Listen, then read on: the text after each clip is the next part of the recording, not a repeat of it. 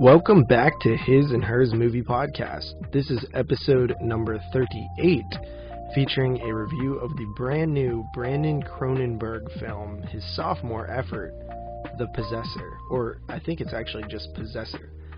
It is October 18th at the time of recording. I am one half of your hosting duo, JPig, and joining me tonight is Carly. We're podcasting out of southwestern Pennsylvania. How are you doing tonight, Carly? I am doing well. I went to the Cheesecake Factory in Pittsburgh with some friends, and that was nice. Pittsburgh was dead. It's so weird. Like, I could have drove there, and I don't believe in driving in the city because I'm scared, but it was just, it was like driving in Brownsville. There was like nobody out.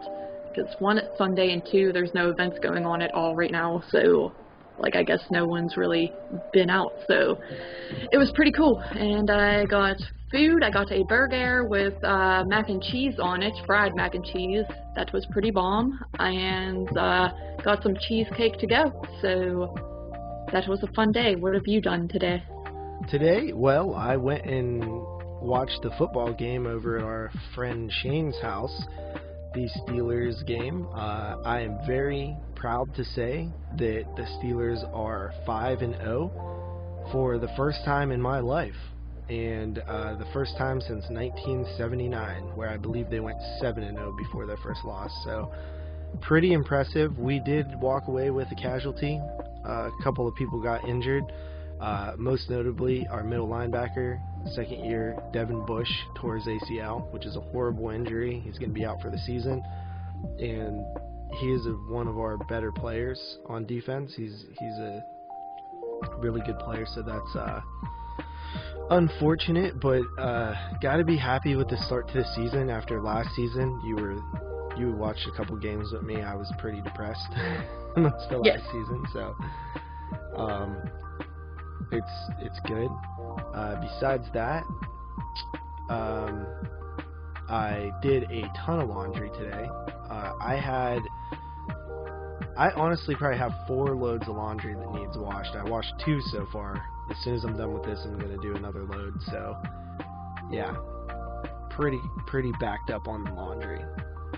I'm not very good with laundry. I pretty much do my laundry when I run out of something. Like, mainly my work clothes. That is when I'm like, I shall do laundry now, is when I run out of work clothes. And I don't wear clothes twice. Like, as soon as I wear them one day, I just feel gross, and then I have to wash them. So yeah, laundry is not my strong suit, because I am lazy and don't feel like taking it out of the wash air and putting it in the dryer, and then taking it out of the dryer and putting it back in the stuff. Yeah, I basically wash laundry once a week, but it's only work clothes. Everything else I just let pile up until I run out of clothes.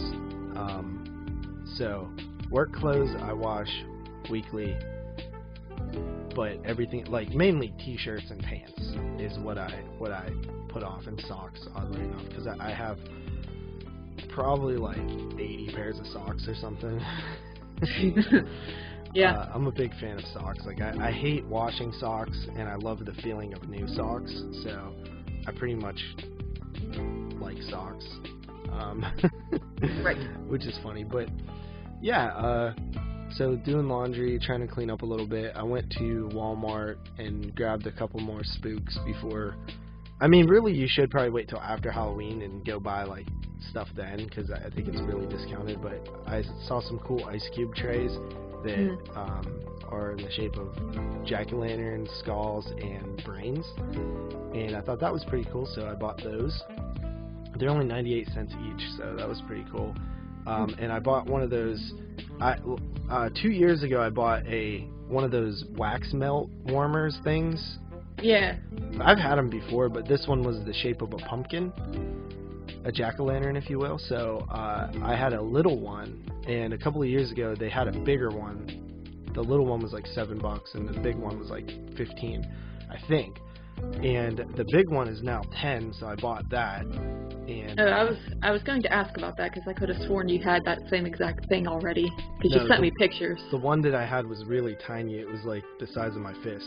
This one's like, you know, a lot bigger.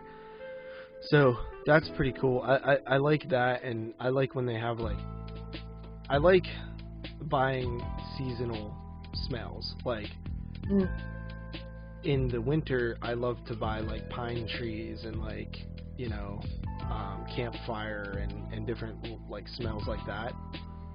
And Right. then for fall, I like buying. It's weird because I don't love a lot of smells for fall. Like they're too sweet smelling. Like yeah, like apple pie and pumpkin pie. I don't like pie. that either. But they have like a pumpkin marshmallow that I bought, and then they have one just called like Spooky, and like another one called like some Halloween or something. So I bought those. But I like the ones that are like fall leaves and stuff like that. So yeah, like earth smells and stuff like that. Yeah, and then in the summer I buy like Summer Breeze and like Misty Rain and stuff like that in the spring. So I'm not huge into it, but I wish I used them more, but I'm just like lazy or something. So yeah. But and then what else did I get? A couple of cups just with jack-o'-lanterns on them, and then I got like a tablecloth, like a cheap plastic one. It was like 98 cents. So I figured we could throw that on the table during our Halloween movie marathon. Right. Yeah, I went to Trax yesterday. Trax Farm is like, you know, a pumpkin farm. They have a pumpkin patch, and they do hay rides, and they're just like a country store where they sell different antiques and then different decorations for the house, like fall themed, and then there's a Christmas section and a Halloween section. And, you know, they also have like random produce and stuff like that, and baked goods. So my mom and I went there. It was super packed, and unfortunately the hayride, I didn't even think to do this. I should have thought about it because it's like packed on the weekends and they probably have limited capacity, but you couldn't go on the hayride unless you made a reservation online, so that was kind of a bummer. But everything they have there is like really expensive, but I bought a Halloween themed gnome. Like I don't think there's anything there that's like $5 and under. It's like it's one of those things where like you pick up something tiny, it's like $10, but I bought a Halloween themed gnome and some zucchini bread, and that was about it. I never really buy like when I was little, it was a tradition to go to like Triple B Farms, which is another one around here similar, but it's more kids themed. And we would get a pumpkin out of the pumpkin patch and then bring it home and my dad would carve it. I don't really do that anymore because they're like overpriced at those places usually, but I like to go and browse because it's very fall themed and captures the atmosphere, so that was fun. It was nice. Cool. Yeah, I never really been to any places like that, honestly, so I can't really comment on it, but they seem cool. So yeah, and the rest of the week I kind of just, you know, watched movies. It was really busy at work. I got a raise at work, which is pretty cool. I'm pretty happy about that. Yeah. Because I did take a little bit of a pay cut to go there when I switched jobs. So, but now I'm actually ahead of where I was before. So it worked out. Yeah, so that was cool. Really busy on Saturday night. It was like one of the busiest nights I've been. Actually had two really busy, I think I had a really busy night last weekend too, so it's been busy lately. Besides that, I don't think I really did much, you know, kind of a chill week. Recorded 22 shots. We did our Halloween special, which is pretty crazy. It looked like it was going to be a really short show. It was me, Dave, and Moods. Ended up being like 5.5 hours, so that was shocking. And we also went to Olive Garden earlier. Oh yeah, I forgot we did that. Which it's so funny. Like people hate on Olive Garden so much. They're like, that's not real Italian food. It's like, who cares? McDonald's isn't real hamburgers. Taco Bell isn't real tacos. I always see people be like, people from our area think Olive Garden's a fancy restaurant. And I'm like, okay, I don't care what it is. Like, yeah, it is a fancier restaurant, but it's not like super fancy. Like, I don't care. They have good food. I like their food. I think it's bomb. The take home, it's cheap too. I mean, and they load you up with like refills. Everything's refillable there. The dinner's refillable, the salad's refillable, the drinks are refillable, the bread stacks, the mints, everything, and then you get to take home a meal. It's just pasta, dude. It's like it's not like top quality pasta, but the pasta I make at home is just pasta. Just basic pasta and sauce, and like I don't make my own sauces ever. Like I have made I've actually made Alfredo sauce, and it turned out pretty good, but it's I just don't feel like doing all that sometimes, you know, and it's good food. It's not like top 5-star restaurant, but whatever. Who cares? It's like when you go to Taco Bell, like I don't expect like true Mexican food. It's just salty, but it's whatever. You know, it's fine. It's like Olive Garden gets like the most hate out of like all those restaurants. It's so funny. I know no one says anything about Red Lobster or anything like that, but yeah, I enjoyed our dinner and that take-home meal that you and I both got. We got that stuffed fettuccine Alfredo. That was pretty bomb. I ate that earlier today. Bomb. I ate it after the podcast, and I was like, I like wanted to go get more for like the next day, just because it was so like it hit the spot at night. You know what I mean? It was just like so good. But yeah, that was pretty much our weeks. Not too much excitingness, but you know, still trying to take in the Octoberness of everything, and you know, we're kind of like 2/3 of the way through now, so almost.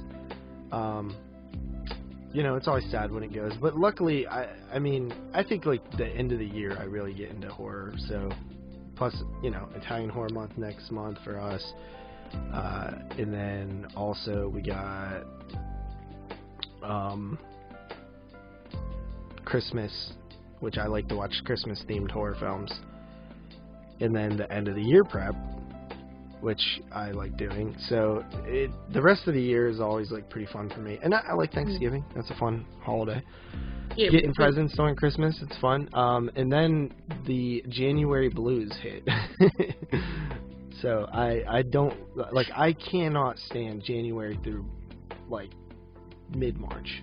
Can't stand. Yeah, it's funny. I was just talking in the car with my friend Kaylee on her way to that restaurant because she was commenting on how pretty the leaves are and she loves when they change, and then I was like, yeah, we always say that, but it's funny, we love this time of year, but we're really descending into hell, because it just like, the leaves change, then they all fall off the tree, then everything's dead, and then the snow comes, and I hate that, because I love summertime, and I love fall, and I hate that it's leading into something I don't like, which is the wintertime. I love winter when I don't work. Yeah, I do agree with that. I enjoy being in my house. Before, like, I don't know, like 7 or 8 years ago when I wasn't working, I used to love when it would snow and I'd walk outside in the middle of the night and to walk my dog, and it would just be like glistening in the nighttime, and I would like to put on like big warm stuff and walk outside and stuff like that. I do like it. I just cannot stand it for work. Like, I hate it. It just annoys me. It, like, stresses me out, especially now that I work so far away. It's going to stress me out, I know it. But, I don't know. We'll see. Not looking forward to that. So let's just focus on October for now. We'll get at that when it comes. Okay, so I guess that's it. That shall be it. Okay, so let's get into some what we watched. Just a little heads up, I did not get to my blind spot this week. Honestly, I just got lazy. It was like 2 hours. I started it last night and I couldn't focus, and I didn't want to like be that guy that half watched the movie, so I just was like, I'm just gonna watch Forensic Files and go to sleep. And also what really kind of screwed me up is the Call of Duty Cold War beta came out, and I barely have any time to play games. But like, I was just like, man, I paid $60 to play this, so I got to play some, which is what I was doing before I got on here, that and watching football. But so yeah, this week isn't the best for me, just with that coming out. I was trying to play a little bit. So yeah, I'll do it next week along with yours. So we'll do a randomizer for you for next week. And then I actually have to prep for Paranormal Activity these next 2 weeks too. So, how many is there?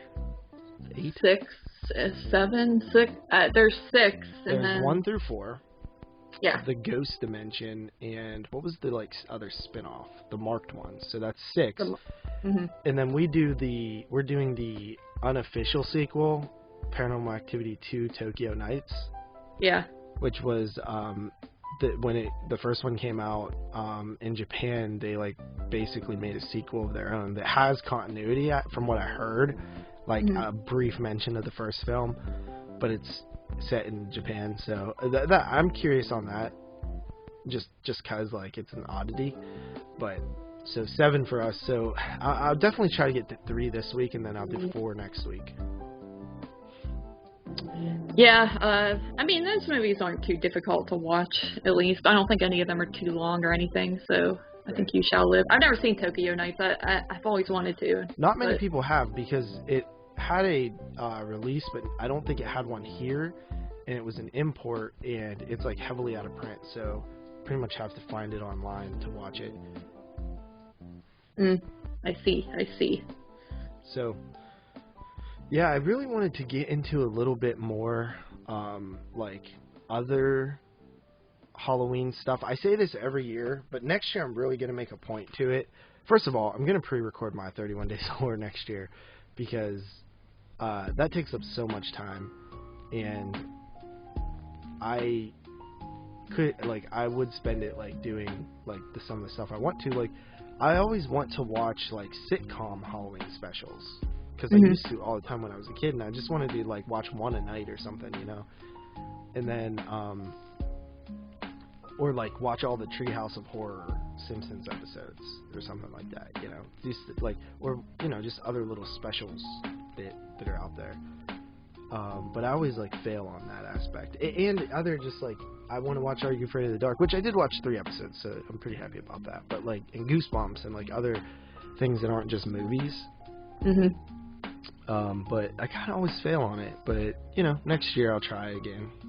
Yes, so, you are a failure. I'm doing well on the 31 Days of Horror. In fact, I believe since I finished last year's every day at the end of September, I think I would have been at 31 now. Yeah, I would have been. Yeah, I'm on 35 in a row right now. See, buddy, if you just did it right every year, you'd be good and not have to worry so much. Yeah, well, I'm gonna even if I fail this year, I'm finishing it in the couple days after. I'm not doing the same shit again. Good. Because I'm exhausted from that. I've already done 35 in a row. Exactly, little John. Okay, so do you want to get into what we watched? I do. Okay, so you go first, since it's technically my blind spot. Alright. What have I watched? I have watched... First, well, I mentioned this briefly last time, but I didn't really talk about it. Jenifer, the Masters of Horror from 2005. It's my favorite episode. Yeah, I would say it's probably mine as well. I mean, it's really good. It's about this guy played by Steven Weber. He happens upon this girl she's tied up, and this guy's obviously trying to hurt her or kill her. So Steven Weber's hey, stop, because he's a cop, and ends up shooting the guy. And then the girl's crying. He goes up to her, and he sees something is up with her. Her face is very deformed, and you don't see it right away. But he's okay, it's gonna be all right. And then he takes her back, to the station, and is trying to get her help. And she winds up inside this asylum type place. It's a bad place. It's not somewhere where you want to end up. And he feels really bad, so he ends up taking her back home to his family, and they're all what the F? Because he brings this girl into his, it's really funny and sad in a way, but they're calling her a thing and stuff like that, and saying you better find her a new home, and he's all right, then he's trying to find her a place, but then as time goes on, he kind of becomes almost under this hypnotic spell by her, and ends up getting a little too involved with her. So, yeah, this is probably obviously, it's definitely one of the best episodes, hands down, of the Masters of Horror series.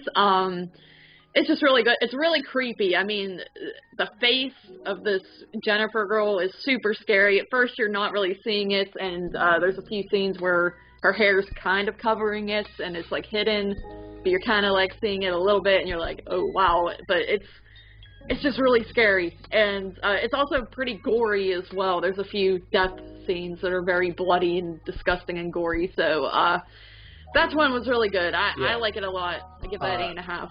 That one, so back in 2005 when that aired, Halloween had just passed, and me and my friends, so I wasn't really friends with these guys, like I knew them. One dude I was like pretty cool with, but I didn't like hang out with them really. Just if they were neighbor, like there was one dude that was like lived in the same neighborhood as me. And I would, like, if we were in the same place, we would kick it, you know what I mean? But I didn't, like, make time to go hang out with him that much.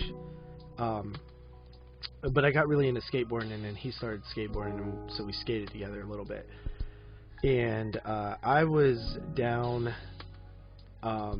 like, a little patch area with some friends, and him and, like, his, like, 3 friends who I knew, or 4 friends who I knew but wasn't like super cool with or anything. I just went to school with them, and they showed up and they had a huge bag of like corn, you know, like shucked corn, like Indian corn kind of, like the hard stuff. Yeah. And they were like, "We're going racking, you want to come?" And I was like, "Yeah, I'm down." So I don't know what you guys called it, but you know, it's where you go throw corn at houses and run away. We called it racking. Tic-tacking? Racking. No, I'm saying that's what it's called. Wait, you were throwing actual entire things of corn? Like, they were already shucked. So it was just handfuls of shucked corn. Yes, don't get smart. It's called tic-tacking. It's called racking. You tried to, like, got louder thinking that I thought you said tic-tacking, but I am telling you, no, that is not what it's called. It is called tic-tacking. It's called racking. What are you saying? Racking? Racking. Let's go rockin'. Where did you grow up in West Virginia? Like, what? So anyway, he had a whole backpack full, like, and it was heavy, you know, it was like 20 pounds or something. I don't know how heavy, but it was heavy. And it was him, 2 younger dudes who I went, like, they were a couple grades below than me. Well, you know him now, Martin, you know what I mean, and my friend Gibson, right. And then Gibson's older brother, and then this kid named Randy. And I went with him, and we went and racked, like, everything. Like, we tore the town up, and then we rode back to Marty's house because his dad was a truck driver, so he'd be gone all week. And then on the weekends, him and his, like, girlfriend, who was, like, 20 years younger than him, would dress up like Elvis and go out and, like, be gone for, like, sometimes 1 day, sometimes 2, you know, and come back on Sunday.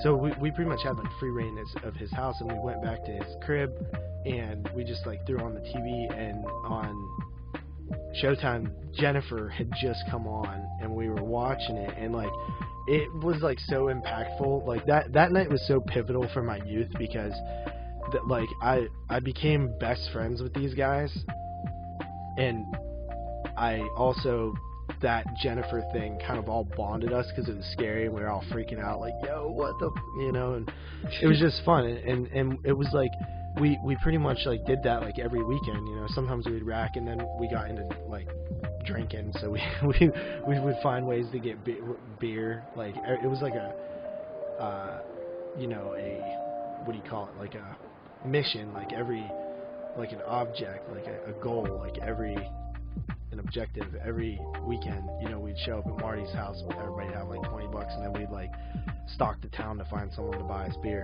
and we did like find like a couple people who were consistent. Like we knew this dude named Jeff, and he would hook us up all the time. And then there's this other dude named Gary who actually used to like start hanging out with us like every weekend. He was like 30, like 15 or something. Or we might, what, 14? I think I was. I don't know. 2005.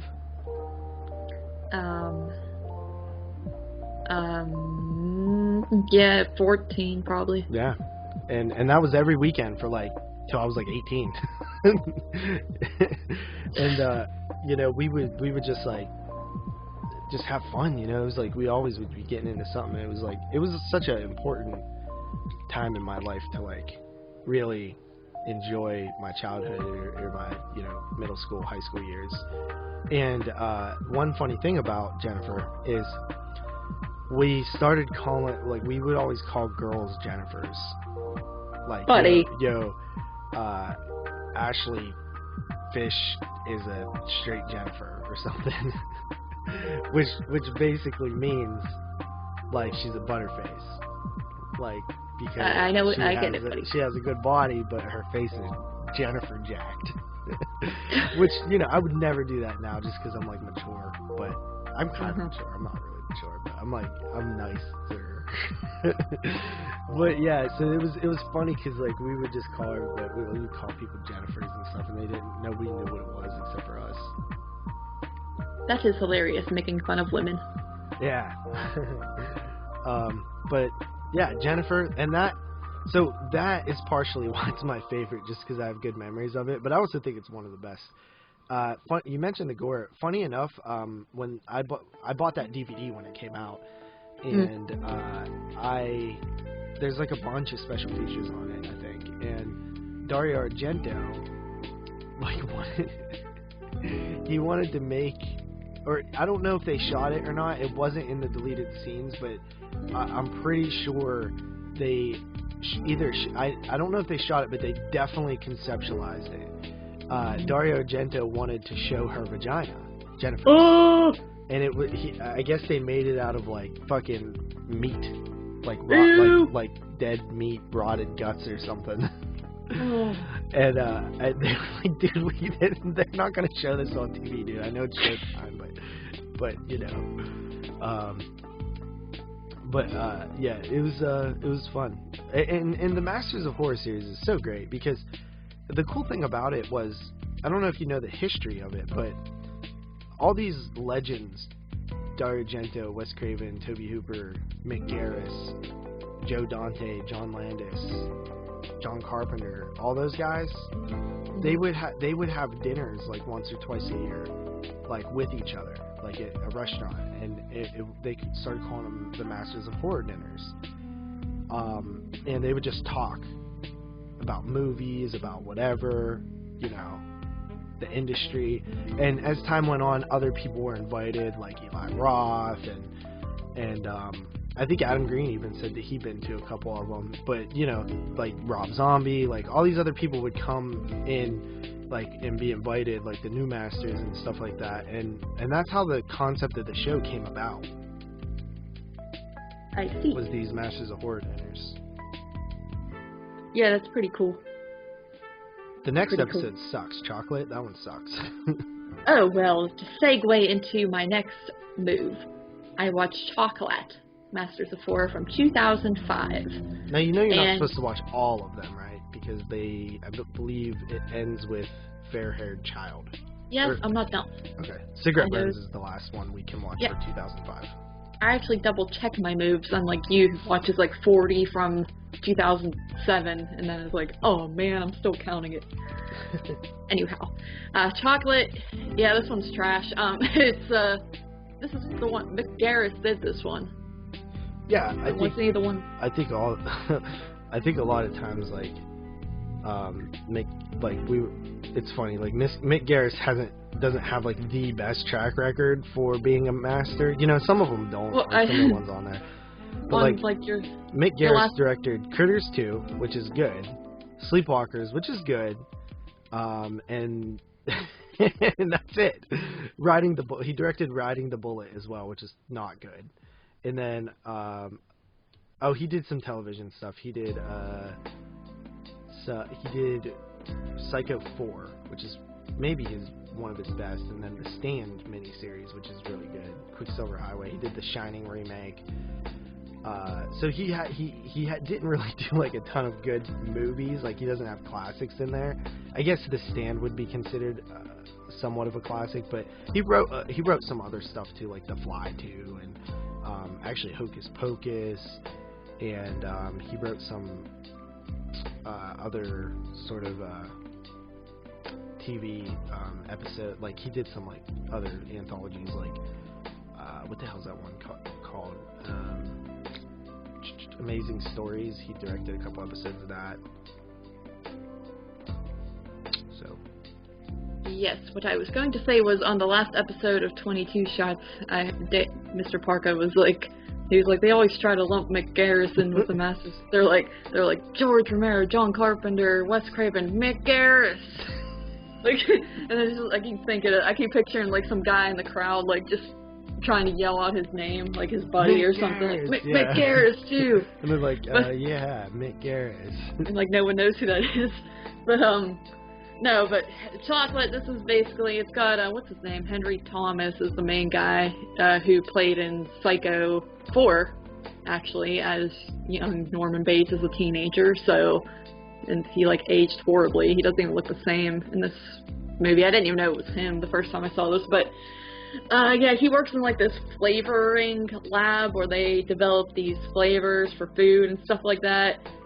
He's divorced, lives in an apartment, kind of, has a depressing, typical bachelor life, and I believe he eats a piece of chocolate, and then all of a sudden he starts seeing through the eyes of, well, at first he starts having, like, these sensory problems where he'll go blind, and then he'll go deaf, and then it's just, like, really weird, and out of nowhere it's kind of like blackouts, and then he's, like, seeing through the eyes of this beautiful woman, and he's, seeing everything she does and feeling everything she feels. Like, there's a part where she's in the bathtub spraying her vagina with the, shower thingy, and he can see that.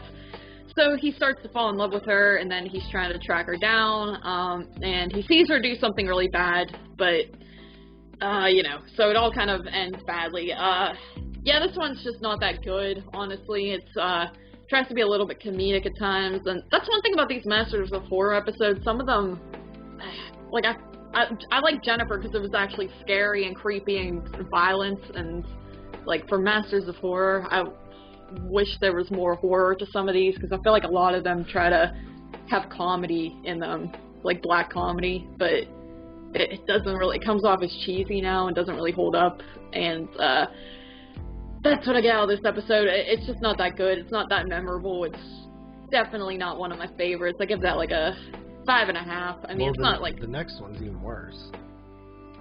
Which one's after that? I don't know if I... Homecoming. Oh, no, I didn't watch that one yet. I think I skipped around. That's like Jeremy's like one of his favorite ones. Yeah, I heard him say that, and then I also heard him say the Washingtonians is pretty good. No, yeah, not. the Washingtonians is pretty good. No, it's not. Yes, it is. What do you mean? Are you fake? Like, we reviewed this on a previous episode, and you were like, yeah, that's it, second season, Washingtonians, it's not that good. I talked about it, like, a few episodes ago. I never said that. You said that. Okay. Somebody go back to that one sucks! What are you talking about? That whole second season's not that good.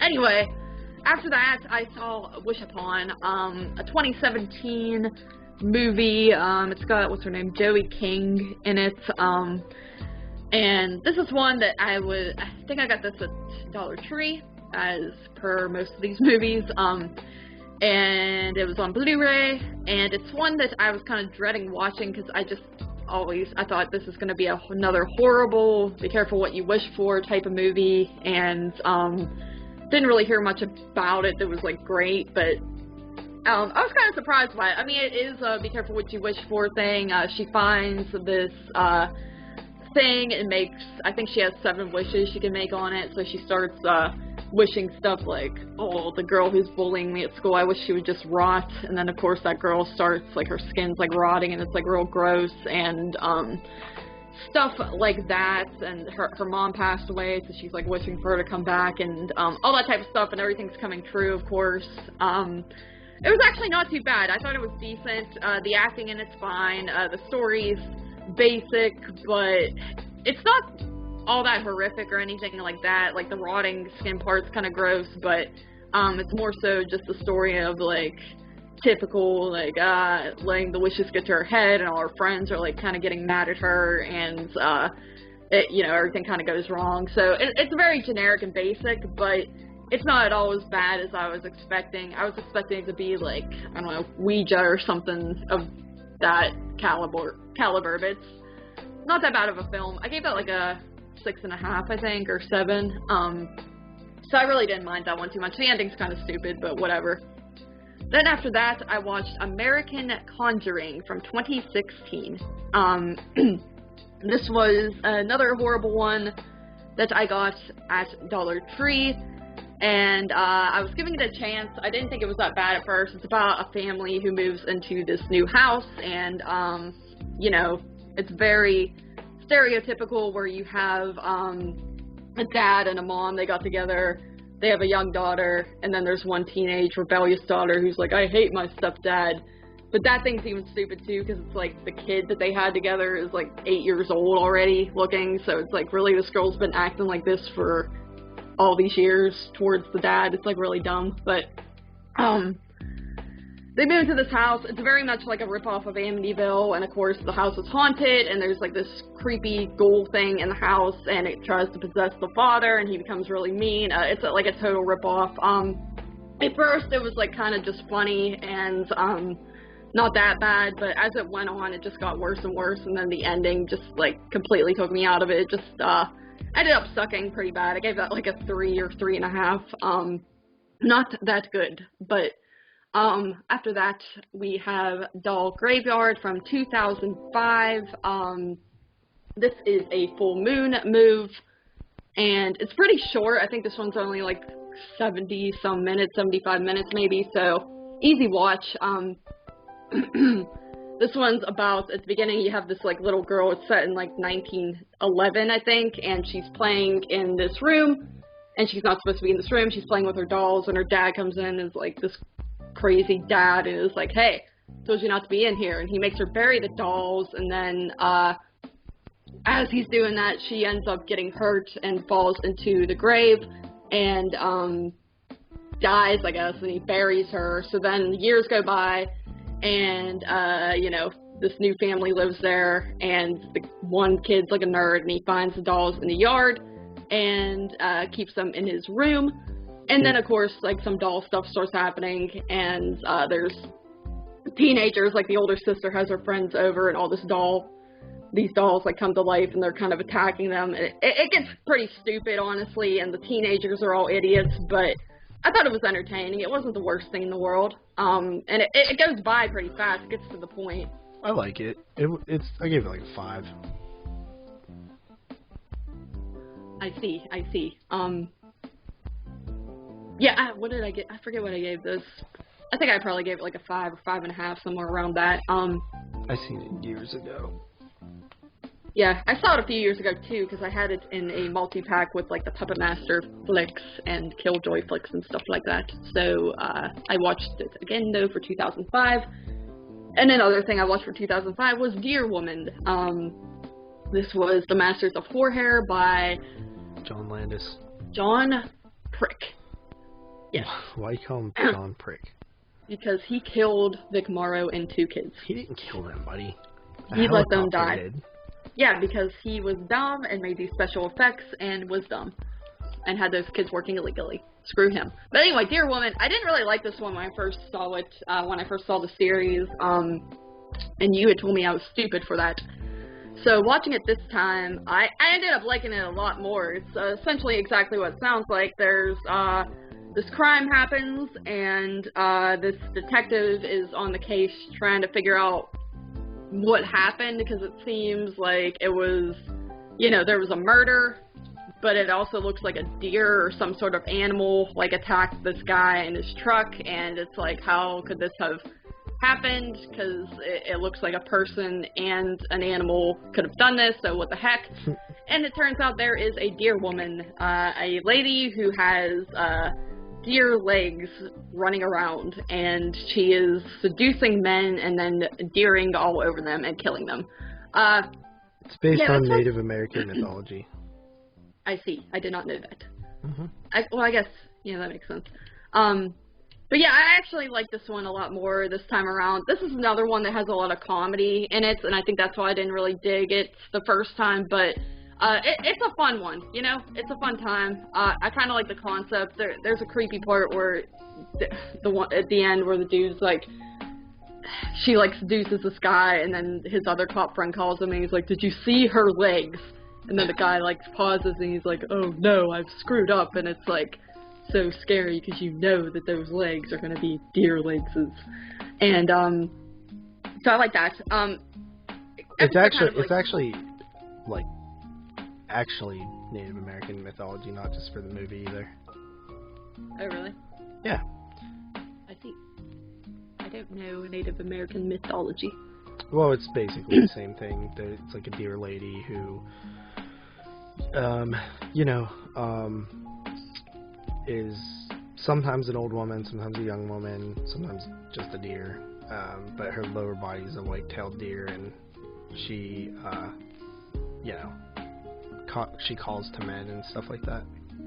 I see. But I liked the ep, and that does not mean I have to like John Landis, but he made a good ep. I gave this, I think I gave this like an 8 or a 7.5. I don't write down my ratings, but I apologize, that is what I give it. Then after that, I watched a movie called 65th from 2017. You didn't watch much. I watched a movie called 65th from 2017. Well, dude, you dragged this on by talking about Jenifer, okay? Okay? Continue. Hello? Buddy? Continue. Oh. 65th, 2017, another short move, it was 74 mins, and another Dollar Tree move. I don't know, I've just been watching whatever I want, and I have so many Dollar Tree DVDs that I'm like, okay, I need to watch these, and I keep going through ones that just kind of look decent by the cover.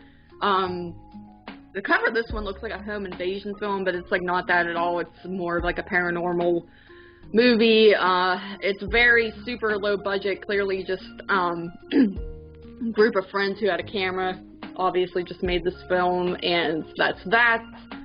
But it's about this like family, they're living in this house, and apparently the wife had some stuff go down when she lived on 65th Street years ago, and she got like possessed or something, and then it's all coming back to haunt her now, and it starts like getting to her. They like play with a Ouija board inside their house, and the spirit comes back to her and is like haunting her once again, and it's like, oh, what's wrong, Esther? And to get to the point, the movie sucked.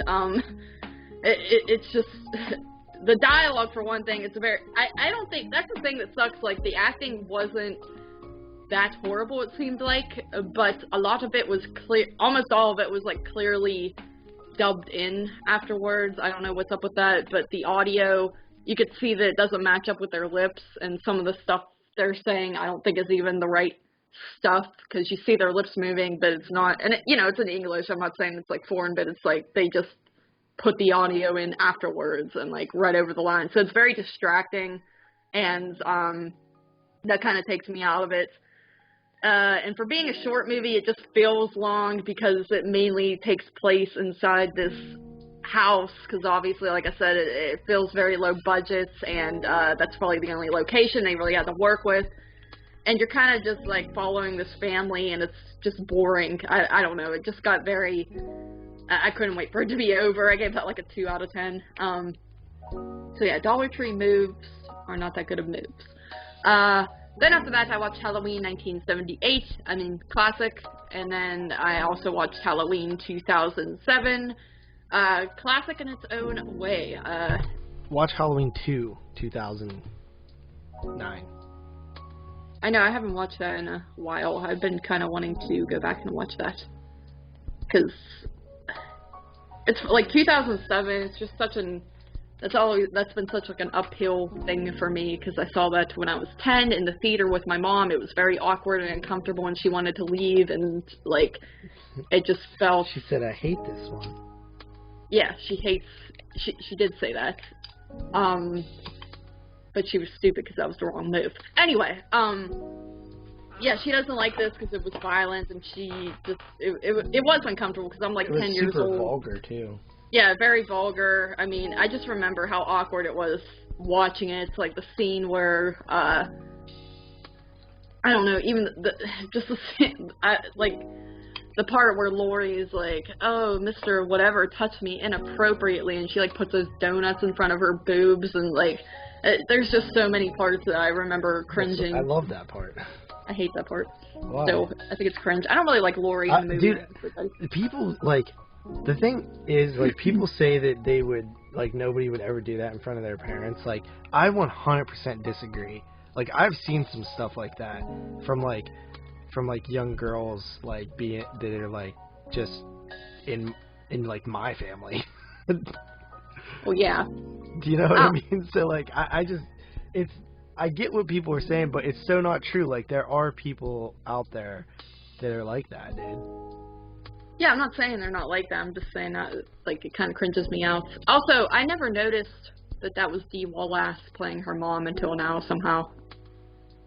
Is it like I never dumbass? No, I just never really realized it. And then for years I didn't realize that was Sid Haig playing the guy at the cemetery. But now that's obvious too. So that is funny. But no, it's a good move. It's a good move. There are some parts, like towards the end, I get very taken out of it. I think it goes on way too long, the final act. But other than that, you know what? I actually agree with that. I think that I don't know why though. I always think like when she falls in the pool, it's like, okay, this is it. That's the climax. But then she gets in the car with Loomis, and he says the famous line, like, matter of fact, it was. And then but another part happens. Like there's like 3 parts where it feels like it should have been the whole chase scene at the end should be over, but it's not. But it's a good movie. I do like a lot of stuff that was done with this now that I'm older. It's like so much easier to appreciate. And then finally today I watched Bride of Scarecrow from 2018. I've seen it. Yeah, I know. I asked you what you thought of it. You ignored it, and everyone was like, "What did you think I thought of it?" Well, I mean, dude, it actually wasn't that bad compared to some of these other movies that I watched. No, it's not that bad, but I mean, it's not that good either. No, it's not that good, but it's like a movie. It looks like a film, like it looks like is that a sci-fi film? I don't know. It's like I don't know. I'm just a fan. Like if I see a film called Something Scarecrow at Walmart, I usually buy it. Fair enough. Yeah. I mean, it's about this lady who inherits. She's like a struggling radio personality, and she inherits this land from family members who passed away that she didn't even know she had. And she goes there, and she moves in, and turns out there's like a dark past that involves a scarecrow in the land. And it's a killer Scarecrow movie.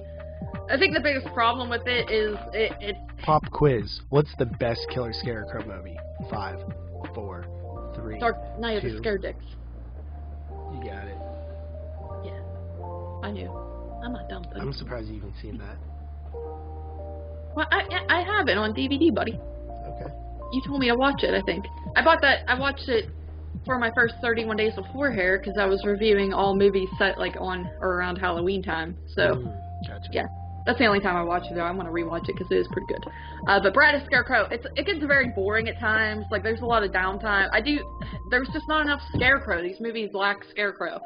The kills are, like, not that good either. Like, there's a kill at the beginning that's just, the way it's edited is pretty bad. The blood looks like blood you would buy at Spirit Halloween. And, so that's not good. Spirit Halloween, yes. But, yeah, it's not that good in that aspect. But I think the acting's actually pretty good in it, and I think that it does have some fun moments with the Scarecrow killing people, but there's just too much downtime at times that really takes me out of it. But I did not think it was that bad. I gave it like a 6 out of 10. Yeah, and that is my I don't remember what I gave it. That's it? Yes. Okay. First up for me is Don't Be Afraid of the Dark, 1973. This is a title that I've wanted to watch forever. I remember when I first got on YouTube, it was like, I would always look up like underrated horror movies or like, you know, hidden gems because I was trying to find stuff that was good that I didn't know about. And I'd heard of that one. And actually a couple years after that, they remade it, Guillermo del Toro. And it's a TV movie that was made for ABC, and it follows a woman and her husband who inherit a old house from her like grandmother or something. And in the basement there is a like fireplace, like furnace thing, but it's like sealed off and like it's like bolted shut. And she wants to open it, and like the caretaker is like, you know, just leave it alone. It doesn't work or something, you know. But she's like infatuated with it, so she pries it open, and she hears like whispers, like she has set us free or something, you know. And she's like, oh, what the hell? And then there's these like little demon minion things that are like harassing her in the house, and nobody believes her. And they whisper stuff, and it's creepy as hell. And that's basically the movie. I mean, it's pretty short. It's like an hour, or it's like an hour and 10 minutes maybe. But it's really creepy. It's super effective, and the ending is really good. Like the 70s just had so many good TV movies. Yes, that's about all they had. Shut up. And then I did do a Survive 05. It is Hood of the Living Dead. Oh, I forgot to say Survive 05. Mm-hmm. My fourth Survive 05. As per my Survive 05. Hood of the Living Dead, it's a film, super micro budget. Seemed like it was just a couple people, that, you know, like a guy and his friends made it. Set in like Sacramento or something, and then basically the lead's brother gets killed in a drive-by shooting, so they try to resurrect him because they work at this lab where they're doing like experimental formulas, and they use this serum on him, and it doesn't work, but then it does work, and he's a zombie, and he's turned everybody in the town into zombies. It's pretty crap. It's too long. I don't know. It was watchable, but it wasn't, you know, it's a bad movie. 4 out of 10 on that one. It sounds like the last move I would ever watch for 05. Oh, by the way, Don't Be Afraid of the Dark is like an 8.5 out of 10. Hood of the Living Dead is a 4 out of 10. And then I watched Hubie Halloween, the new Netflix special, or new Netflix original film, Adam Sandler. And it is pretty it follows like Adam Sandler is playing like one of those like slow, like almost like slow characters that like have a speech problem, like a Billy Madison Waterboy character. Yeah, I see. Yeah, but Billy Madison was more like just like he pretended, he just like immature, dumb. Yeah. But like more like Waterboy and like Little Nicky or something. Yeah, I don't really like that Adam Sandler. And then he, I don't know, it's basically Ernest Scared Stupid, but with like Adam Sandler, essentially. And, you know, there's a killer that escaped or something, he's trying to like protect the town, and it's super cheesy and silly. I didn't hate it, it was okay. I actually laughed out loud at 2 separate parts. But I gave it a 6. Alright, and then I watched Demonic Toys from 1992. That is a film for 22 shots this week, so I'm not going to talk too much about it, but it's a full moon film. Basically Satanism mixed with toys, and the toys are great. Like Baby Oopsie is hilarious. The Jack in the Box is creepy as hell, and the teddy bear is cool too. It's kind of set on Halloween, like partially, like a flashback scene is.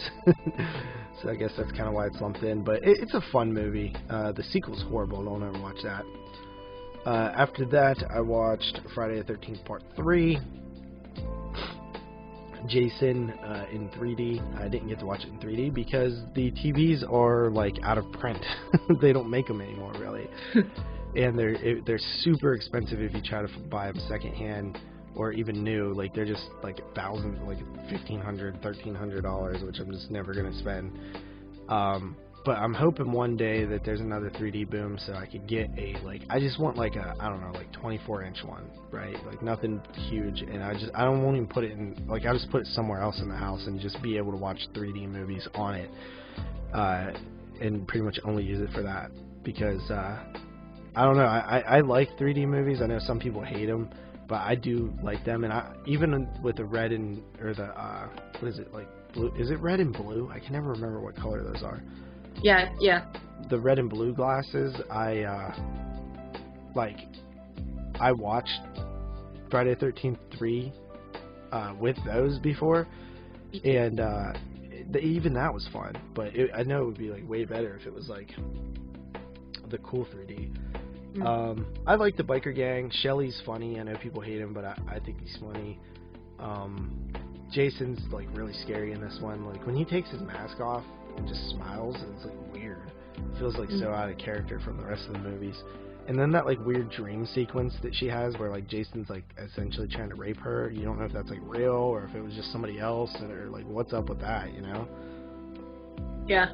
Yeah, he's creepy. Has a cool, end scene and stuff. It's a good one. I like Friday 3. I love the music too. Yeah. And then the kills. I love that kill where he gets sliced down through the legs when he's walking on his hands. Yeah. It's a good one.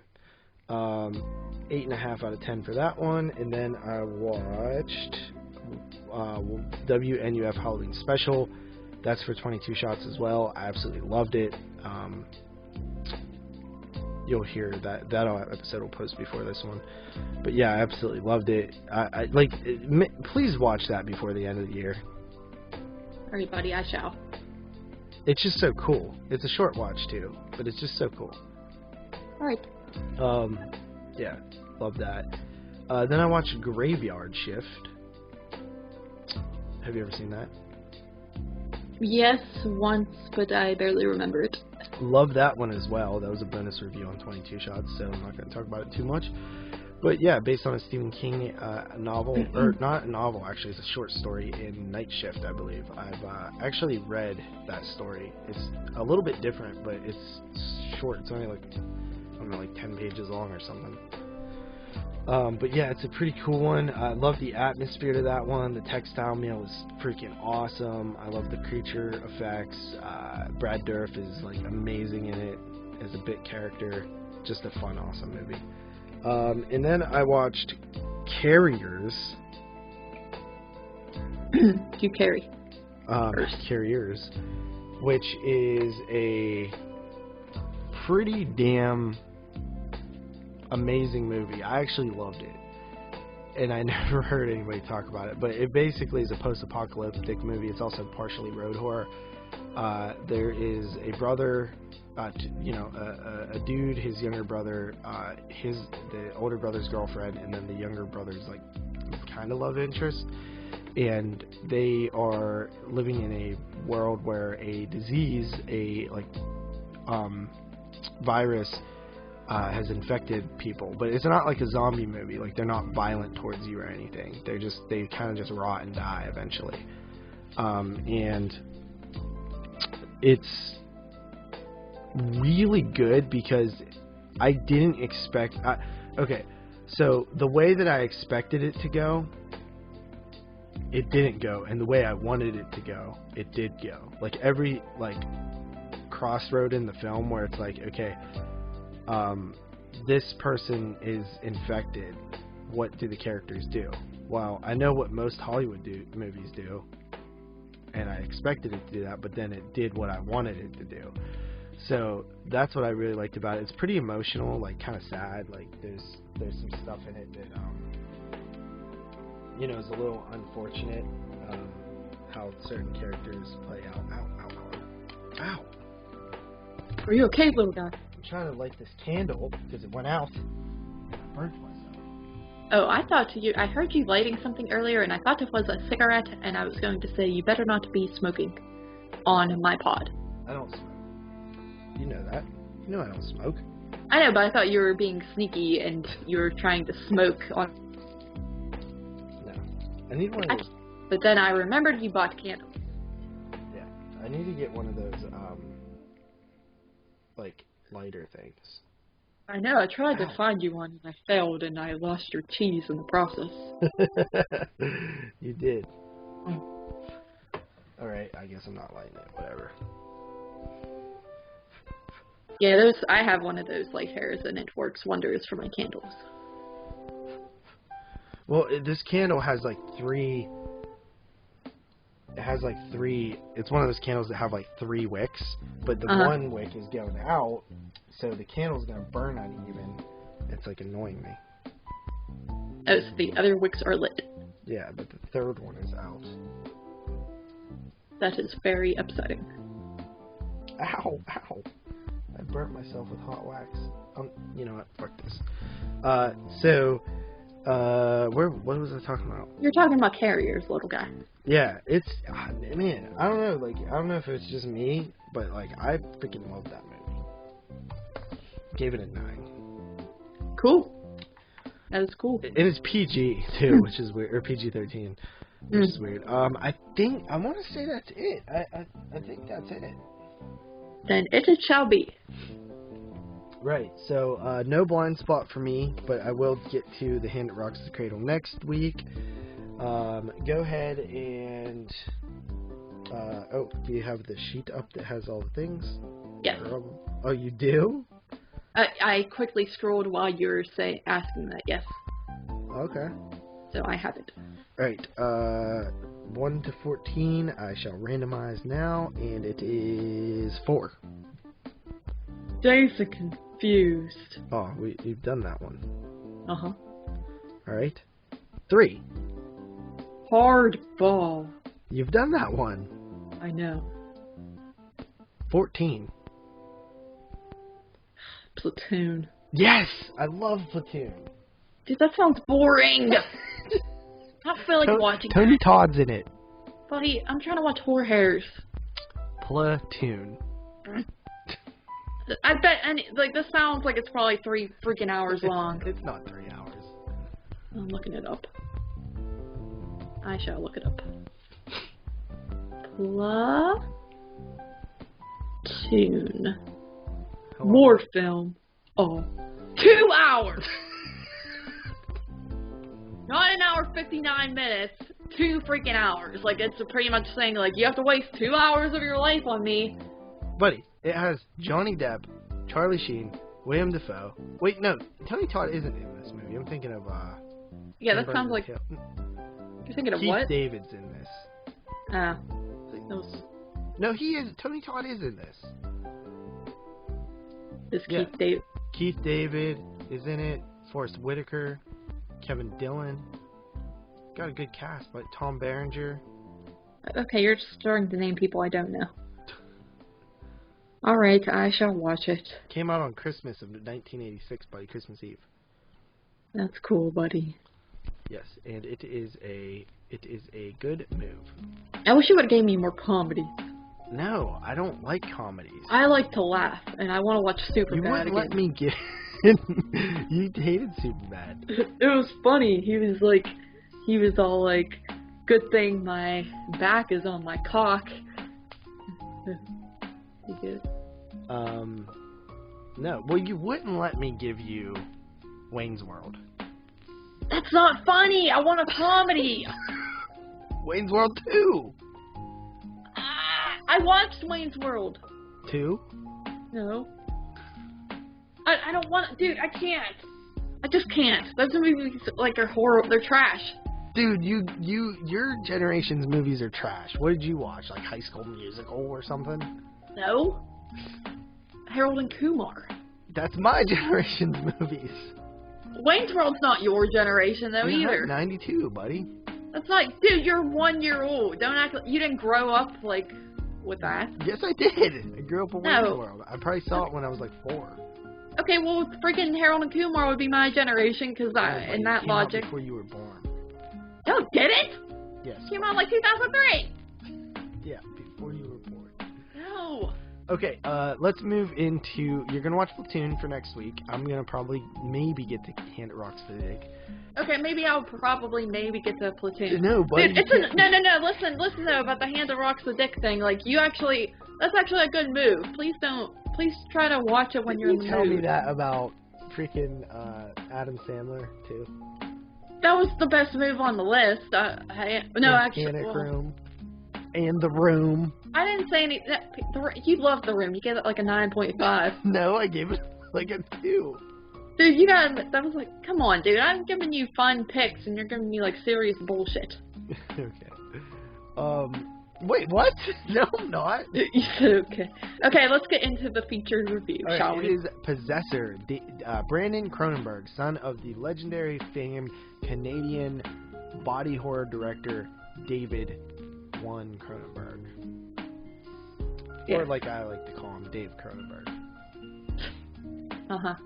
So, Brandon Cronenberg directed Antiviral back in like 2012-13, which is a pretty good move. Actually, fun fact, that was our featured review on episode 2 of 22 Shots, our first ever review, because the first episode we just introduced ourselves. Yeah. Was Antiviral. I remember. Yep. I didn't know you back then, so you couldn't have remembered. I mean, I heard the pod episode, though. Yeah, you were, what were you, like, fucking 12 back then? In 2013? Yeah. 2013. I was like 17. No, I was like... Stop growling at me. I was 16. Stop making me growl at you, then. Sure you were, buddy. I was 16. But that didn't make sense. Yeah, I remember as in, like, I heard the episode. That doesn't have anything to do with knowing you. Like, I just remember listening to the episode, like, 2 years ago. Okay, so, Possessor is basically, I'm gonna be, like, super, like, brief on this because it is a movie you could spoil pretty easy. But it basically is set in, I don't know if it's present day, I don't know if they ever said, but to me it feels like some point in the near future. I don't remember, but I think... I don't remember if they say it or not. But it is a sort of sci-fi horror with some body horror going on there. And it follows... we watched the uncut version, by the way. We actually got to see it in the theater, which was pretty cool. So it basically... involves this woman who has a job as sort of like an assassin, if you will, where they use this technology that basically allows her to take control of another human's body and pretty much do what she wants. So what they do is they take control of somebody's body and then kill someone that they're hired to kill. And the thing about it is, it's the longer you're there, the more that, like, their consciousness, like, creeps into it. So it's like this sort of duality thing going on. And yeah, that I'll kind of leave it at that, because honestly, like, it has more going on, but you don't want to, like, give it away, you know? Yeah, right. But so she kind of gets stuck in there, essentially. But the cool thing about this movie is, like, there's a lot, it's, like, kind of graphic, you know? There's full-blown shots of vagina.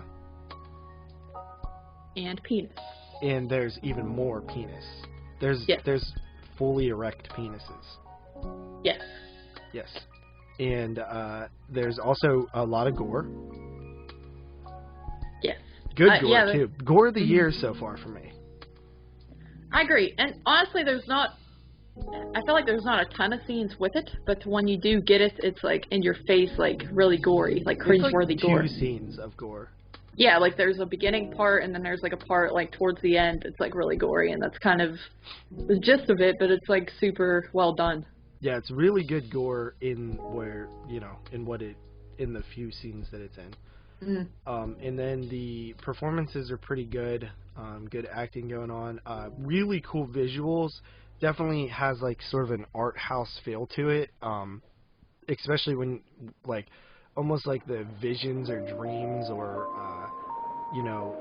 possession type things that's going on. There's like some really cool art housey, hypnotic, dream, nightmare logic type of visuals. It's not like super prevalent in the movie, but at key moments it kind of happens, and that's pretty cool. Yeah, I mean, if you look at the cover of this movie, there's like a part in the movie that deals with that, and I thought it was super creepy, and the music cue was like really creepy with it too. It's just very, there's a few unsettling moments in the film that I thought were cool. And, you know, the movie, it's a little bit maybe confusing when you're watching it at first, but when you really think about it, I mean, the story is not that hard to follow, like, once you think about it afterwards.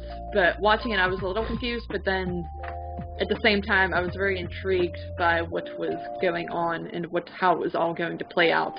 To be fair, we were kind of distracted a little bit at the very beginning of the film, so it took me to, like, talk to somebody else to, like, figure out exactly what they were doing. I kind of had a general idea, but I didn't know if I missed something. But, like, basically it just confirmed my theory, so pay attention at the beginning of the movie, or else you might be a little bit lost. Carly, after we watched it, thought it was about a ghost. No, dude, that was a joke. No, buddy, you thought it was about a ghost. No, no, dude, I said it. Not after we watched it. I said it was in the car ride home. Sorry. No, I mean, like I was saying before we went into it, I was thinking possession film, Possessor. It is a possession film. Yeah, but like I was thinking of like. Right? Yeah, essentially it is, but not in that way. It's like the same a body is being possessed, but it's not like a demonic possession. I did not think that after watching it, because that's not what it's about, and I would be stupid if I had thought that. And we know I'm pretty intelligent. Yeah, right. But no, it was cool. I just realized the main girl is from Mandy. That's who that is, the wife in Mandy. But I did not care for that movie, so I don't even know why. I just realized that. I actually really liked it. I think it's one of the better films of the year. Yeah, it was pretty darn good, I will say. So, I guess I shall give Letterboxd reviews. Yes, do it. Alright. Really the reviews are generally positive on here, which is good. I guess I'll give a 3-star review. It says, I loved the story of Possessor I loved how the story of Possessor sort of spills out into a broader depiction of its society. It's got a few bravura sequences, I don't know what that means, but for the most part fails to dramatize its main characters' daily lives in a meaningful way. It's not really made clear why the character of Colin is somehow naturally gifted in a way that none of the other of Taja's targets have been. I felt a more poetic relationship between these characters would have really elevated its body horror above lukewarm G cool levels. Alright. Be careful with these, just because, like, I don't want to give too much spoilers. I disagree with the thing where she said they didn't explain why. What did they say? The Colin was naturally gifted. Yeah, I don't think they say he's naturally gifted. Yeah, I don't think that either. Yeah. Okay. What was that? Was that a negative? Yeah, I mean that's like the lowest score there is. It's a 3-star. Mm-hmm. Then another one says it's a 5.5. You gotta shout these people out, buddy. You're stealing their content. Chance Husky, this was your idea, and I don't know why I do it. Chance Husky, let's see what his favorite moves are, I guess. Yeah, you're not doing that either. Yeah, I'm not doing that because I don't, like, this isn't my job. Chance's film. Is that what I look at? Chance's films? The top 4 films. Like, I have to click on this thing twice to get to that. Favorite films. Last year at Marion Bad. The Tree of Life. The Tale of the Princess Kajua. This guy sucks. Nashville. Yeah, he does. See, it's rude. If I call him out, it's like rude if we're making fun of them. No, it's fine. Alright. I don't see Chance anywhere. I think you're just making up stuff. What are you talking about? Are you looking at the recent reviews, or are you just looking at friends. No, I always go with popular reviews. Recent just can be anybody. All right, dude, then you do it. You're on there too right now. Do it. No, you. Oh wait, there was a 2.5 star. Okay, anyway, there's a 4.5 star by Christy Turnipseed. Let's see. Christy's favorite films are This Girl's Normal. She likes Suspiria, the original House of Wax, Halloween, and the original Nightmare on Elm Street. Yeah, and So, recent those are all- films is The Invitation, Alone, Slumber Party Massacre. I'm gonna follow this chick. Alright, dude, go ahead. It says, whoa! Inspired by some of genre filmmaking's greatest, Argento, Lynch, and of course his father, David Cronenberg, this ultra-stylized serving platter of guts, gore, and neon will leave some, like myself, basking in its glory whilst others are annoyed. You must brace yourself for this blood-soaked and bonkers film. I will need another watch to really understand it. I don't think you can get everything in just one viewing. By the way, I knew nothing coming into watching this. I was so surprised that Christopher Abbott, who I love, is much underrated. Who cares? Yeah, I agree with her. 4.5 stars, nice. Yeah, I feel like I would want to watch this one again as well. But I agree with what she says. All right, so that was painful, and that is it. All right, what do you rate it? As of now, I would give it an 8 out of 10. I am at an 8.5 out of 10. Alright. Alright, so that is it. Another episode in the books. This was episode number 38 of the His and Hers movie podcast. So we will see you guys next week. I know, like, you're getting these episodes like a week behind right now. Because, like, we're recording this episode, and last week's episode is I just sent off to Philip, so it'll probably be out like Monday or something. So I know it's kind of weird, but I don't think it'll matter too much. What are we doing next week though? Tremors. Oh, okay. I think we're doing Tremors. It comes out on Tuesday. All right. Buddy, you gotta watch all the other Tremors by then. Buddy, I don't even like them that much. We might not do Tremors. I don't know. I want to do Tremors. We'll see. We'll see. All right. So with that said, we'll see you guys next time. Peace out. Peace.